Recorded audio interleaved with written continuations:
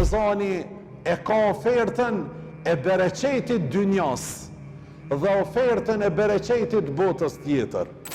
Ky muaj i cili ngjason i gjeneratorit, i cili kur të ndalet në dritat, të idhes të gjitha dritat që të munguan deri tash, ta shfrytëzojmë e ta mbushim me mendimet mira, me zemër të pastërt, me veprime konkrete, ta pasurojmë veten, familjen tonë, ta rregullojmë dynjan tonë, e krejt përmes këtyve veprave që i bëjmë, ta kemi synim kënaqësinë e Zotit, xhenetin e të madhit Allah xhalla shanuhu e xhalla xhelaluhu.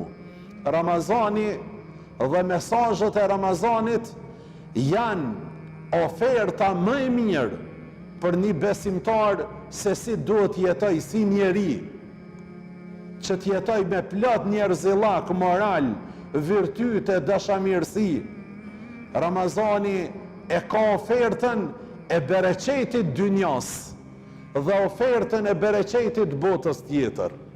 Të shpëtum e të lumtur, e të mirë janë ata dhe ato cilë dhe cilat e shfrytëzojnë këtë ofertë maksimum 30 ditë.